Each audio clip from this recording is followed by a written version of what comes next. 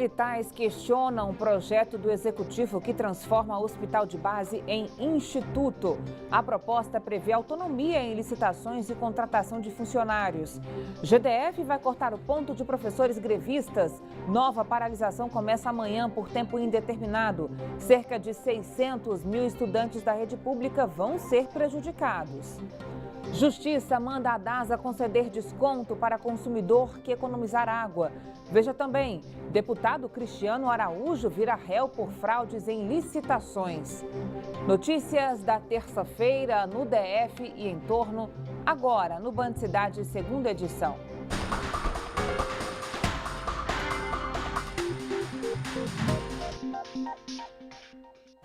Olá, boa noite para você, seja muito bem-vindo. O GDF quer mudar o modelo de gestão do hospital de base, referência em atendimento de alta complexidade. O projeto de lei enviado hoje à Câmara Legislativa pretende transformar a unidade em instituto. Com isso, o hospital vai ter mais autonomia para realizar licitações, por exemplo. A repórter Camila Lopes tem mais informações ao vivo para a gente. Camila, boa noite para você. Com essa proposta aí, o hospital vai ser administrado por um conselho sem remuneração. Como é que vai ser isso? Boa noite, Carol. Exatamente. Quem for membro desse conselho não vai poder ser remunerado, nem pode ser político, filiado a partido político ou então parente em até terceiro grau de algum político. E os funcionários daqui do Hospital do Base também vão ter que escolher, porque a partir do momento que virar instituto, eles terão que passar a ser, só vai ser seletista, não vai ter mais funcionário concursado. Então, os funcionários eles vão ter que escolher se eles continuam aqui no hospital de base ou então se eles vão seguir para outras unidades de saúde. Na avaliação do GDF, Carol, com essa mudança de hospital para instituto, vai acabar com uma burocracia, principalmente quando se fala em licitação. Se essa lei for regulamentada, ela vai ter um prazo de 6 meses para que essas mudanças comecem a valer. E, Carol, falando de mudança, hoje a gente também passou o dia inteiro conversando com pessoas que vão até os centros de saúde. A gente foi ver as mudanças também que vai ter na atenção básica. Vamos acompanhar na reportagem. Falta menos de um mês para começar a valer as mudanças nas unidades básicas de saúde. A partir de abril, o atendimento será feito por médicos generalistas e não especialistas. As pessoas, quando forem procurar, elas terão os seus problemas, as suas queixas atendidas por um mesmo profissional e não vão ter que se dividir de acordo com a queixa em profissionais diferentes. Por exemplo, uma mulher que chega com dor de cabeça, que chega com diabetes, quer marcar o preventivo e uma consulta de um filho, ela vai marcar tudo isso com os mesmos profissionais. Mas quem usa os centros de saúde não vê com bons olhos essa alteração. Se você sabe que onde tem um especialista, perto da sua casa, você é muito melhor atendido do que você chegar aqui, vir a um médico generalista e aí então ir atrás de um especialista. E pode ser que ele vá fazer o quê? Vai te recomendar alguns exames até que você procure um especialista. De acordo com a Secretaria de Saúde, os médicos que hoje atuam nos postos poderão passar por treinamento para atender como generalistas ou então serão transferidos para hospitais e para atenção especializada. Ele não vai ter toda aquela paciência que tem um pediatra que é específico para aquela função, né? Agora ele vai ter aquela atenção mais rápida para terminar daquele momento ali para atender outro paciente. Outra mudança está no atendimento de especialidades como acupuntura e nutrição, por exemplo. Elas sairão das unidades básicas e ficarão concentradas em unidades especializadas. Todas as alterações serão totalmente implantadas até junho de 2018. Cada região vai ver o que necessita, qual o perfil desses profissionais e se eles tiverem o perfil adequado para isso, tiverem feito o concurso público adequado para aquela especialidade, eles vão ser realocados de acordo com a necessidade. O Terminal 2 do Aeroporto JK vai ser desativado a partir do dia 30 de março. Com a mudança, todos os embarques e desembarques serão realizados no Terminal 1. O repórter Rodrigo Nunes tem mais informações ao vivo. Rodrigo, boa noite para você. Qual é o motivo da mudança? É a pouca movimentação, é isso? Boa noite, Carol. Boa noite a todos que acompanham o Band Cidade. É isso mesmo, viu, Carol? Atualmente, o Terminal 2 do Aeroporto Internacional de Brasília recebe diariamente cerca de 2.000 passageiros aí. Então, é um fluxo bem pequeno. E esse fluxo vai passar a ser absorvido aí pelo Terminal 1, que é o maior e também o principal lá do aeroporto, que tem capacidade atualmente para atender 62.000 passageiros por dia.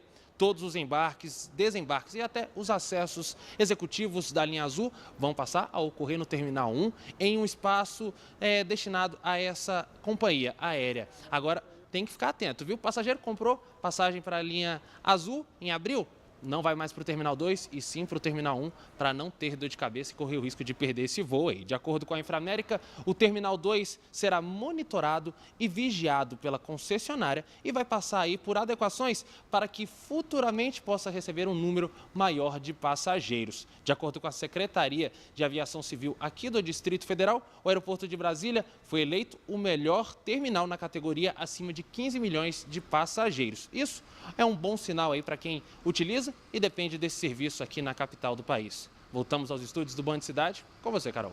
Obrigada, Rodrigo. Agora vamos falar da crise no abastecimento de água. A Justiça mandou a ADASA estipular um prazo para o fim do racionamento no DF e conceder desconto para quem economizar água. Veja. O pedido veio da OAB.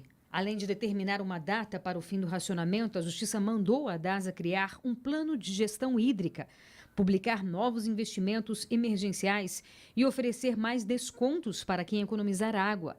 A determinação também proíbe a lavagem de calçadas com água tratada ou potável fornecida por meio da rede da CAESB. Em caso de descumprimento, a multa é de R$ 10.000 por dia. A Justiça entendeu ainda que a criação de uma tarifa extra que deixou mais cara em 20% a conta de água tem o objetivo apenas de arrecadar dinheiro. Em nota, a ADASA informou que não foi notificada e não vai falar sobre a decisão. A empresa pode recorrer. E depois do escândalo dos altos salários, a polêmica agora envolvendo a CAESB é que até o ano passado a empresa não fazia a medição nem pagava o próprio consumo de água na sede em Águas Claras. Em nota, a CAESB informou que o controle começou a ser feito em agosto de 2016, ou seja, até então a empresa não pagava a conta porque não tinha sequer fatura. E hoje tem racionamento na Asa Sul, Lago Sul, Jardins Mangueiral, Ceilândia Leste, Águas Claras, Núcleo Bandeirantes, Samambaia e Parkway. Nesses locais, os moradores só terão um sistema de água normalizado dentro de 3 dias. O cronograma completo você confere no site www.caesb.df.gov.br. A chuva que caiu em algumas regiões do DF essa tarde não aliviou a forte seca. O calor em março é o maior desde 1969. Até agora choveu apenas 23,3 milímetros. A média esperada para o mês inteiro é de 180 milímetros. E a chuva de hoje pode ter sido a causa de um acidente na EPTG. Foi por volta de 2 horas da tarde, no viaduto do CIA. 2 carros se envolveram na batida. Uma pessoa ficou ferida e foi socorrida pelo SAMU. Os automóveis ficaram na pista que precisou ser interditada. E a chuva dessa tarde não foi suficiente para aumentar o nível do reservatório que abastece Santa Maria, que continua em 47,56%. Já o do descoberto subiu um pouco, passou de 43,60% para 43,96%. O dinheiro inesperado das contas inativas do FGTS não gerou expectativa só nos trabalhadores. O comércio também está otimista. Empresários esperam lucrar com a verba extra. A expectativa é de crescimento nas vendas de até 3%. Um dinheiro que ninguém esperava, mas que para muita gente veio em boa hora. No total, até agora, cerca de 3 bilhões de reais já foram retirados das contas inativas do FGTS. Quem tem direito ao benefício já sabe como vai gastá-lo. Que tem algumas contas do cartão de crédito. Pretendo empreender, abrir um negócio próprio, mesmo que seja um valor pequeno, mas é a melhor forma de investimento que eu encontrei. Pagar as contas do carro, pagar algumas continhas atrasadas. Quem está de olho nesse dinheiro que está circulando e pode se beneficiar é o comércio. Aqui no DF, o Sindivarejista espera um crescimento de 3% nas vendas até o dia 13 de abril. A expectativa do governo federal é que sejam sacados 34 bilhões de reais. A expectativa é de como eu estou dizendo aqui, de um Natal parcelado, né? Vamos se dizer, né? Então, às vezes, tem pessoa também que não conseguiu no final do ano adquirir algum presente, alguma coisa que vai estar adquirindo agora também nesse momento. Só que essa previsão de crescimento divide os empresários da cidade. Vamos ver se vai dar certo com esse saque do FGTS, né? Vai usar para pagar dívida, porque está todo mundo afundado em dívida. É cartão de crédito, é cheque, é tudo. Não vai para o comércio mesmo em si, não vai. O estudo do Sindivarejista aponta que 59% das pessoas que estão recebendo o FGTS vão usar o valor para pagar dívidas. Mas isso também pode ser um bom sinal para os comerciantes. Com a entrada desse dinheiro, a gente espera 59% das pessoas quitarem as dívidas, né, de cartão, de cheque especial ou de carnê. E essas pessoas também, nos próximos dias, vão estar liberadas para comprar no comércio. Depois de 5 anos, a polícia prendeu o acusado de estuprar e matar a facadas uma jovem na Estrutural. O exame de DNA comprovou que o homem já havia sido condenado por outros 3 estupros em Minas Gerais. Walker Fernandes Farais, de 24 anos, foi apresentado nesta terça-feira, 5 anos depois que estuprou e matou Yuslane Teixeira. Na época, a jovem tinha 18 anos, era casada e tinha um filho de apenas 2 anos. A delegada diz que a violência aconteceu quando a jovem passava em frente à casa do criminoso. No dia 18 de março de 2012, no horário da tarde, a vítima caminhava voltando do trabalho, quando foi abordada de forma aleatória pelo autor. Ele não conhecia a vítima, utilizando uma faca, ele determinou que a vítima entrasse em um terreno onde havia kitnets em construção, levou a vítima para o interior de uma dessas kitnets e lá ele praticou estupro. E bem como efetuou 24 facadas contra a vítima. A polícia conseguiu identificar o assassino da jovem depois que o material genético dele foi pesquisado no Banco Nacional de Perfis Genéticos. Nós inserimos esse perfil genético no Banco Nacional de Perfis Genéticos e encontramos um perfil genético idêntico a um caso de estupro ocorrido em Paracatu, Minas Gerais, em 2011. Como em Minas Gerais esse agressor era identificado, nós pudemos fazer a comparação direta e a identificação desse autor. Na delegacia, o criminoso confessou que esfaqueou a mulher mais de 20 vezes. O motivo seria o medo de ser reconhecido por ela. Walker já foi condenado por outros 3 estupros em Minas Gerais. Se condenado, ele vai somar as penas que ele já está condenado em Minas Gerais até a finalização do cumprimento de sua pena. O Tribunal de Justiça do DF aceitou denúncia contra o deputado Cristiano Araújo, acusado de fraudar licitações. As informações com João Cláudio Silveira, direto do estúdio da Band News FM. João, boa noite para você. A partir de agora, se o distrital virar réu aí, ele responde a um processo criminal?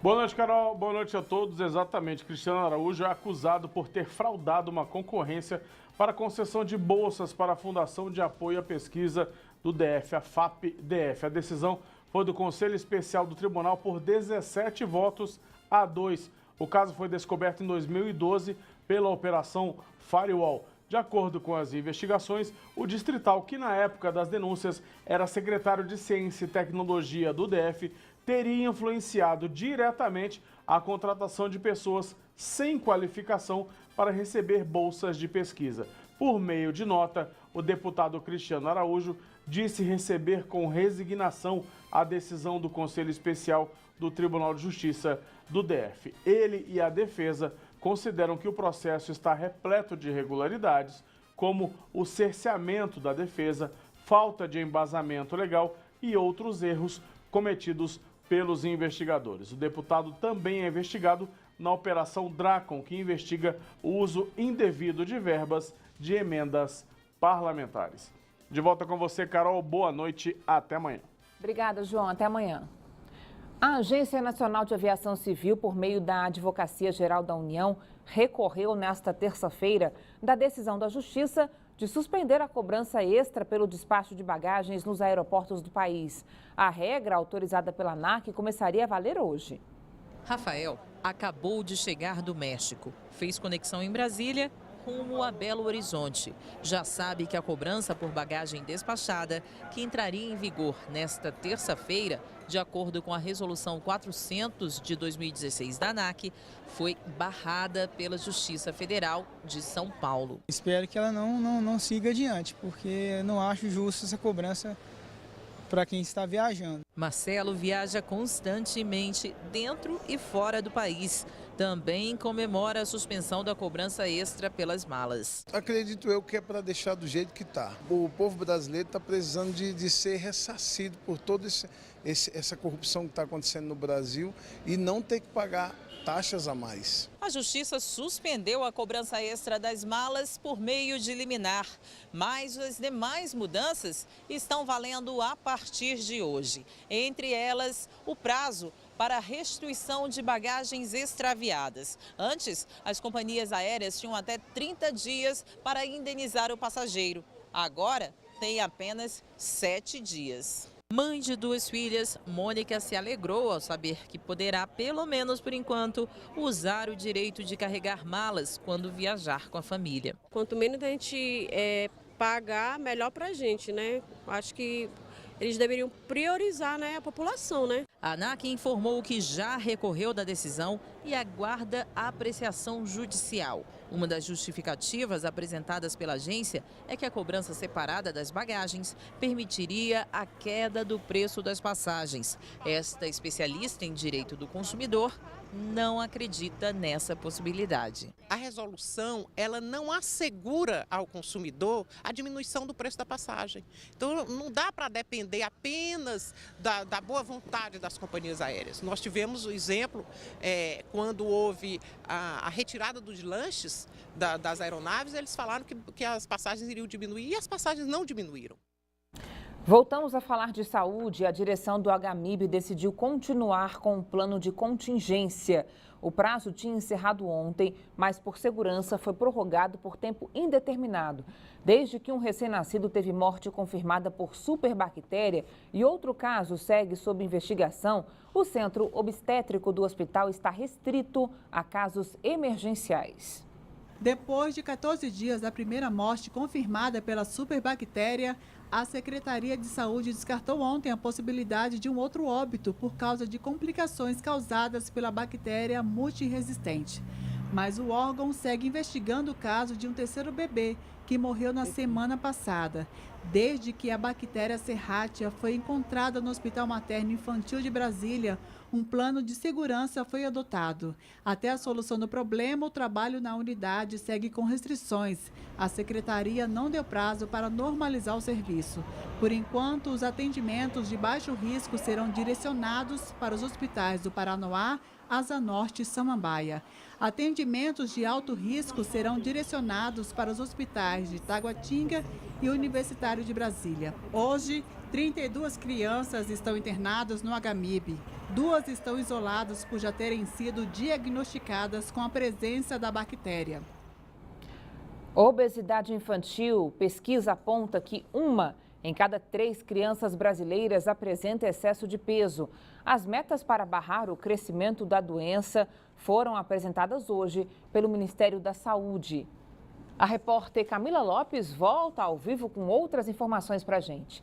Camila, estatística preocupante, né? Bastante, Carol. Isso tudo é resultado de consumo excessivo de refrigerante, bolachas recheadas. Só para você ter uma noção, 40,8% das crianças com até 5 anos consomem refrigerante constantemente. E praticamente 60% das crianças com até 2 anos comem biscoitos recheados. Então, isso tudo é fruto desse panorama, Carol. E aí, o Ministério da Saúde apresentou algumas propostas para tentar frear esse quadro. Uma delas seria tentar evitar essa obesidade adulta, reduzir até 2019 a partir de políticas públicas setoriais. A outra é reduzir em 30% o consumo tanto de sucos artificiais quanto de refrigerante e aí, consequentemente, aumentar o consumo de hortaliças e frutas. E a gente torce para que isso tudo dê certo, porque com certeza crianças que são obesas são crianças que podem ter diabetes, hipertensão, e isso gera realmente um reflexo para a vida inteira. Carol, volto com você no estúdio. Boa noite. Obrigada, Camila. Boa noite para você também. Veja a seguir, Procurador-Geral da República, Rodrigo Janot, pede a abertura de 83 inquéritos contra parlamentares. Os detalhes você acompanha daqui a pouco, hein? Até já.